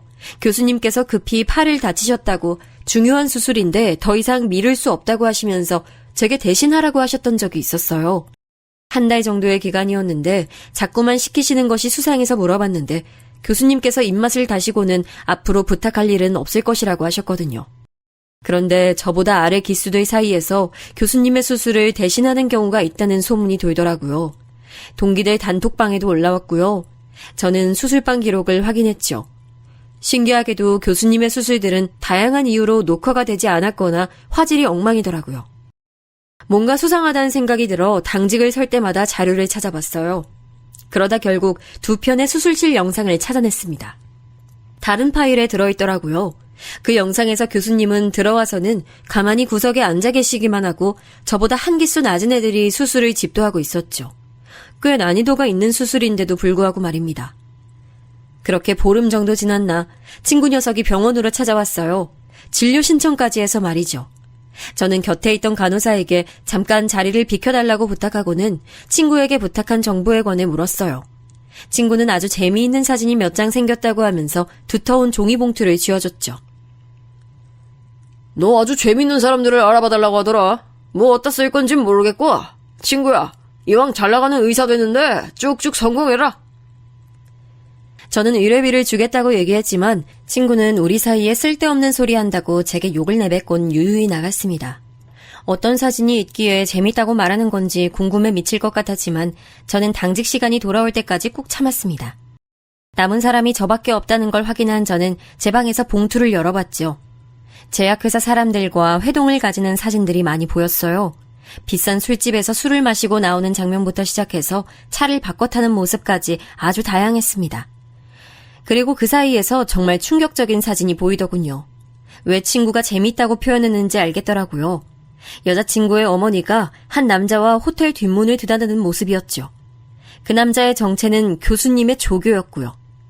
친구 조사에 의하면 두 사람 관계는 꽤 오래 이어왔더군요. 그뿐만이 아니었습니다. 교수님 역시 2집 살림 중이었죠. 빠르게 자료를 읽어본 저는 됐다 이것만 있으면 충분하겠다는 생각이 들었어요. 다음 날 저는 교수님을 찾아가 불합리한 당직을 그만하겠다고 했어요. 교수님은 그 이야기를 왜 자신에게 와서 하느냐며 자신은 모르는 일이라고 딱 잡아대더군요. 교수님, 저만 그런 줄 알았는데 요즘 수술 본인이 하지 않으시더라고요. 교수 이름 달고 하는 수술인데 한참 어린애들이 대신하고 있고 제가 처음이었습니까? 저도 짧은 시간이지만 교수님 수술 대신한 적이 있지 않습니까? 교수님은 잠시 놀라는 눈치긴 했지만 여유롭게 웃으며 말씀했어요. 이 일이 밝혀지면 나만 위험한가? 여럿 걸려있는데 그 사람들까지 다 해서 함께 죽을 자신은 있고. 저는 이렇게 나오실 걸 당연히 예상하고 있었기에 그러실 줄 알았다고 하고는 다음 사진을 내밀었습니다. 제약회사 사람들에게 접대받는 모습이었죠. 이번에는 확실히 얼굴이 좀 굳어지셨죠. 교수님은 이런 사진으로는 아무것도 증명할 수 없다고 언성을 높이셨죠. 그렇다면 이 사진은 어떻습니까? 가장 하이라이트가 될 사진인데. 저는 교수님이 숨겨둔 또 다른 집과 불륜관계의 여성의 사진을 내밀었습니다. 순간 교수실이 고요해졌습니다. 멍하게 사진을 바라보던 교수님은 제게 달려들어 사진을 빼앗으려 했죠. 저는 순순히 사진을 넘겨드렸습니다. 넌 이 사진은 어디서 사람 붙였어? 감히 내 뒤를 캐고 다녔던 거야? 우연히 걸려들었죠. 제약회사에게 뇌물이나 좀 받았을 줄 알았지 불륜이라니. 그것도 다른 병원 의사랑 말이죠. 이분 세미나에서 몇 번 봤던 것 같은데 아닙니까?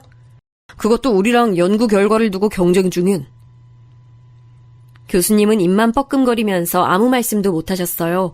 저는 교수님께 모든 것에 대해 입을 다물어 드릴 용의가 있다고 말했죠. 교수님께서 의국에서 장난질 그만하신다면 저는 이 모든 것을 다 묻고 갈 수 있어요. 당연히. 그리고 하나 더. 여자친구 어머니께서 저희 어머니 가게 건물을 사서 장난질을 하시던데 그것까지 막아주시면 이 사진은 제가 없애드리죠. 교수님은 믿어도 되겠냐고 몇 번이나 확인을 하시곤 알겠다고 하더군요. 3시간 정도 지나고 나니 당직표가 수정됐다고 하면서 동의들이 저더러 이제 집에 갈 수 있겠다고 축하해 주더라고요. 그리고 분원으로 가는 의사는 우리 과가 아니었다고 하더라고요. 그렇게 저를 괴롭히던 일들이 딱 3시간 만에 정리가 됐습니다. 저는 바로 오프를 내고 어머니 가게로 달려갔습니다. 어머니께서는 한창 가게를 정리 중에 있으셨죠. 저는 아직 아무 연락이 없었느냐고 했더니 어머니께서는 아무것도 모른다는 얼굴로 저를 바라보셨어요. 그때였죠. 여자친구의 어머니가 씩씩거리면서 들어왔어요. 그이한테 뭐라고 했는지 모르지만 내가 쉽게 넘어갈 것 같아? 웃기지 마. 저는 어머니를 옆 가게로 모셔드리고는 여자친구 어머니께 여기서 그만두는 것이 좋을 것이라 말씀드렸지만 딱히 소용은 없었습니다. 그럴 뿐이라고 생각했기 때문에 저는 가방에서 마지막 사진을 꺼냈습니다. 여자친구 어머니는 사진을 보고는 소스라치게 놀라지고는 주위를 두리번거리셨죠. 이렇게까지 하고 싶지 않았는데 말이죠. 제가 말씀드렸죠. 두고두고 기억하게 해드린다고. 여자친구 어머니는 온몸을 사시나무 떨듯이 떠시면서 저와 사진을 번갈아 보셨죠. 저는 정중히 건물을 다른 사람에게 넘기고 조용히 가시라고 했어요. 그렇게만 하면 일이 커지는 것은 막으실 수 있다고 말이죠. 여자친구 어머니는 한마디 대꾸도 못하고 나가셨고 다행히 어머니의 가게는 정상으로 돌아올 수 있었답니다. 물론 일을 이대로 끝낼 생각은 추호도 없었습니다. 아무 죄 없는 여자친구에겐 미안했지만 저는 진실을 알아야 하는 사람들에게로 사진을 보냈죠. 제약회사와의 사진은 병원장님께, 불륜 사진은 서로에게 말이죠. 다음날 출근하니 한바탕 난리가 나 있었습니다. 교수님이 조교의 멱살을 잡고 뺨을 날리고 계시더군요. 무슨 일이냐고 묻자 동기 하나가 속삭이듯 말했습니다. 교수님 와이프랑 조교가 아주 뜨거운 사이였단다. 교수님 완전 눈 돌았잖아. 일은 거기서 끝이 아니었습니다. 여자친구의 어머니가 의국으로 들어오고 있었죠. 교수님은 무슨 얼굴로 여기를 오느냐고 소리를 지르셨습니다. 조교의 얼굴을 힐끗 본 여자친구 어머니는 제가 보내드린 사진을 교수님의 얼굴에 던지더군요. 다른 병원 의사랑 바람난 넌 뭐가 그렇게 잘났는데 나만 바람났어? 너는? 여자친구 어머니의 한 방에 로비에 모여있던 사람들은 깜짝 놀라며 수군거렸습니다. 바닥에 떨어진 사진을 몰래 주워 확인한 한 의사가 같은 프로젝트를 두고 경쟁 관계에 있는 곳의 교수라고 얘기를 했고 분위기는 웅성거리는 듯 점점 커졌습니다. 말 그대로 개판이 됐죠. 교수님의 얼굴은 붉어지다 못해 거의 검붉게 변하고 있었어요. 너 이 새끼 약속을 어기고! 저를 발견하신 모양인지 교수님은 제가 서 있는 쪽으로 달려드셨어요. 저는 괜히 다른 의사들이 다칠까 싶어서 한 걸음 다가가 저를 잡으려는 교수님의 팔을 잡아 비틀었습니다. 온갖 쌍스러운 말을 내뱉으시면서 모든 일이 다 저 때문이라고 하셨죠. 저는 조용히 속삭였습니다. 교수님, 제가 분명히 말씀드렸죠. 건들지 마시라고. 다음에는 깨지는 게 그릇이 아닐 거라고. 교수님은 더 큰 소리로 소리를 지르셨지만 그 모습도 잠시 곧 경비를 담당해 주시는 분들이 오셔선 여자친구 어머니와 교수님을 밖으로 끌어냈어요. 그날 저녁 교수님은 책상을 뺏기고 쫓겨났어요. 모든 것이 순식간에 정리가 됐죠. 교수님이 제게 달려들었던 것 때문인지 그의 퇴출과 제가 연관되어 있을 것이라고 뒤에서 이야기들이 많았습니다. 동기들 중 일부는 진짜냐고 제게 묻기도 했고요. 저는 아무것도 모른다고만 이야기했습니다. 우여곡절 끝에 그렇게 저는 만나지 않았으면 좋았을 인연을 정리했습니다. 그리고 모든 것이 희미해질 때쯤 지금의 아내를 만났어요. 저처럼 가족을 가장 먼저 생각해주는 사람이죠. 얼마 전 차를 타고 가는데 아이와 함께 걷고 있는 전 여친을 봤습니다. 그날 이후로 늘 마음 한구석에는 그녀에 대한 죄책감은 있었거든요. 그 일을 후회하고 있진 않지만 전 여자친구를 조금도 배려하지 않았던 것도 사실이니까요. 만약 전 여자친구가 이 사연을 듣고 있다면 제가 많이 미안해하고 있다고 말하고 싶네요.